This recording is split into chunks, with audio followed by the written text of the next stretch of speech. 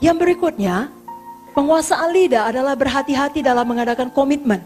Amsal 6 ayat 2, jikalau engkau terjerat dalam perkataan mulutmu, tertangkap dalam perkataan mulutmu. Jadi ada waktu di mana kita salah ngomong sehingga terjerat dalam perkataan mulut kita. Biar kita lebih berhati-hati. Karena mulut kita lah yang menyebabkan kita berdosa dengan memberikan janji-janji ataupun sumpah-sumpah dan komitmen-komitmen yang kemudian hari tidak kita tepati. Pengkhotbah 5 ayat 1 sampai 6 memperingatkan kita, jangan bernazar tapi tidak menepatinya. Biar saya bacakan. Pengkhotbah 5 ayat 1 sampai 6. Janganlah terburu-buru dengan mulutmu dan janganlah hatimu lekas-lekas mengeluarkan perkataan di hadapan Allah. Karena Allah ada di sorga dan engkau di bumi. Oleh sebab itu biarlah perkataanmu sedikit. Karena sebagaimana mimpi disebabkan oleh banyak kesibukan, demikian pula percakapan bodoh disebabkan oleh banyak perkataan. Kalau engkau bernazar kepada Allah, janganlah menunda-nunda menepatinya. Karena ia tidak senang kepada orang-orang bodoh. Tepatilah nazarmu. Lebih baik engkau tidak bernazar daripada bernazar dan tidak menepatinya. Janganlah mulutmu membawa engkau dalam dosa. Jangan berkata di hadapan utusan Allah engkau hilaf. Apakah perlu Allah menjadi murka atas ucapan-ucapanmu dan merusakkan pekerjaan tanganmu? Jadi bagi kita yang sudah terlanjur mengadakan komitmen, saudara penuhi komitmen itu. Karena Mazmur 15 ayat 4 berkata, siapakah orang yang bisa diam di gunung Tuhan yang kudus? Yakni mereka yang berpegang pada sumpah walaupun rugi. Amin, saudara. Penguasaan lidah berikutnya, ilustrasi-ilustrasi yang bersih. Kita tidak boleh memakai ilustrasi yang kotor, karena apa yang kita katakan akan tergambar dalam pikiran seseorang. Jadi selalu hindari kesaksian tentang dosa masa lalu, atau mengemukakan pribadi seseorang.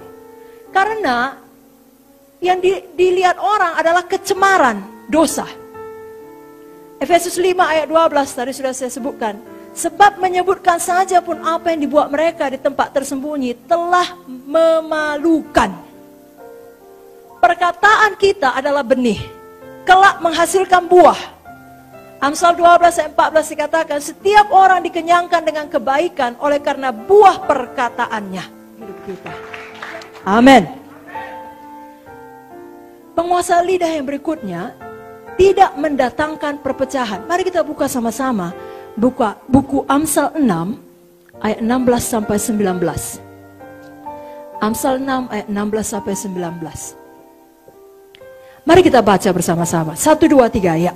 6 perkara ini yang dibenci Tuhan, bahkan 7 perkara yang menjadi kekejian bagi hatinya.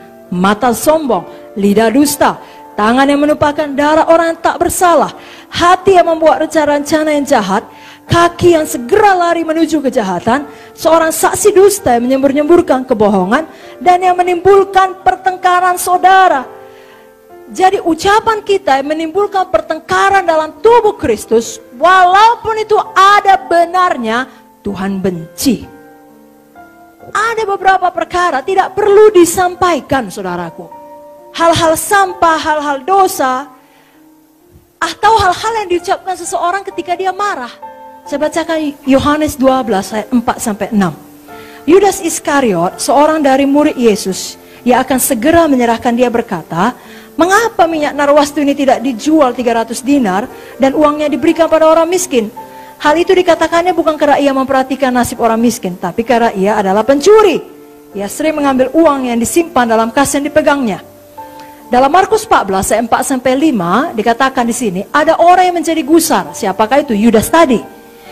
Ada orang yang menjadi gusar, Yudas menjadi gusar dan berkata seorang kepada yang lain, berkata, untuk apa pemborosan minyak narwastu ini?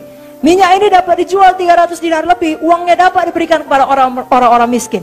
Lalu mereka memarahi perempuan itu. Tadinya nggak hanya ada persoalan, mungkin nggak tahu pemurid-murid. Mungkin mereka sibuk makan, atau mungkin mereka menganggap ya boleh-boleh aja, silakan urapi. Tapi dipanas-panasi oleh Yudas, terjadi pertengkaran saudara. Mereka memarahi perempuan itu. Kerusakan terbesar yang dibuat setan adalah dengan mulutnya.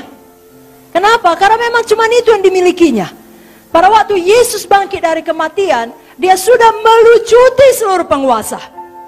Seberapa besar kuasa setan adalah sebesar yang kita izinkan dia berpijak. Kalau tidak, tidak ada kuasanya atas saudara. Maut pun tidak bisa mengambil hidup saudara kalau Tuhan belum mengatakannya. Tidak bisa. Amin, saudara. Jadi satu-satunya yang bisa dibuat setan ngomong, menjilat, berbohong, memecah, mendakwah, menuduh dalam hati kita. Masih diingat Tuhan dosamu itu. Nah, kan begitu. Gak layak kau menerima berkat. Menuduh saudara. Jangan dengar saudaraku. Dan jangan jadi seperti dia.